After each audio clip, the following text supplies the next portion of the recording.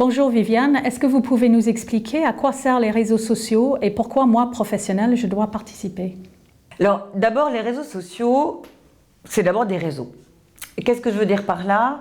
Tout ce qu'on peut évoquer, tout ce sur quoi on doit réfléchir à propos de la stratégie concernant un réseau. Est-ce que je reste dans mon réseau en entreprise? Est-ce que je fais un réseau mixte? Est-ce que je fais des réseaux de réseaux?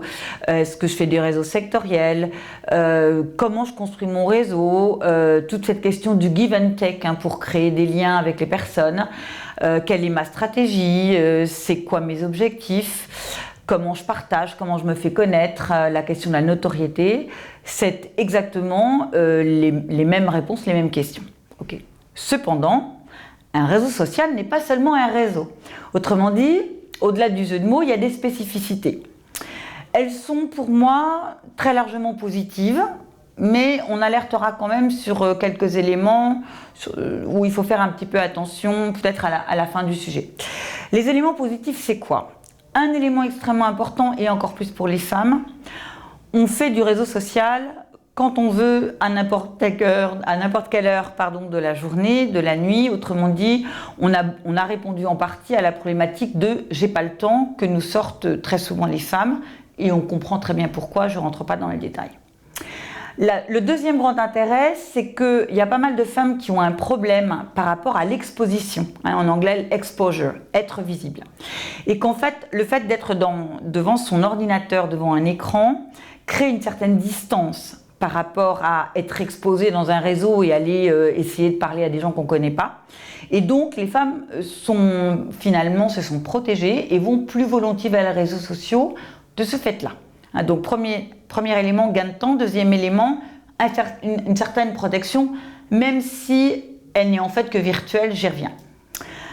Troisième élément, à quoi ça sert les réseaux sociaux? Ça sert à partager de l'information, à faire de la veille, donc à s'informer, à monter en gamme sur un sujet, quand on est expert, à la diffuser, et aussi à faire des liens.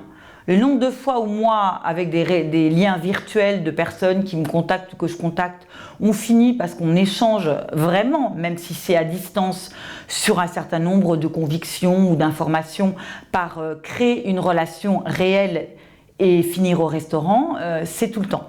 Donc il ne faut pas scinder le réseau in situ lors d'un dîner à l'AmCham ce soir, et le réseau social sur LinkedIn. Les deux se nourrissent, interfèrent les uns entre les autres. Et il faut vraiment être consciente que ces réseaux sociaux, c'est pour beaucoup une manière d'aller à la pêche aux infos, d'être visible, de créer sa notoriété, de créer des liens, d'échanger. Autrement dit, de faire du réseautage, comme j'aime bien utiliser le mot canadien.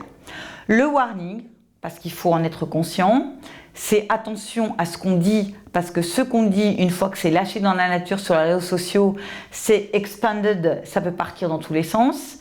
C'est éventuellement des gens qui ne sont pas forcément très vertueux, qui vont détourner vos propos. Donc être en veille pour tout de suite corriger immédiatement en disant sans agressivité, ça n'est pas tout à fait ça que j'ai voulu dire, ou vous n'avez pas forcément compris, je reprécise.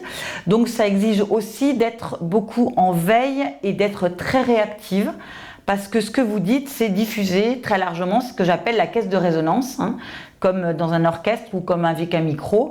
Votre voix est plus entendue, c'est super, mais votre voix est plus entendue, attention à ce que vous dites.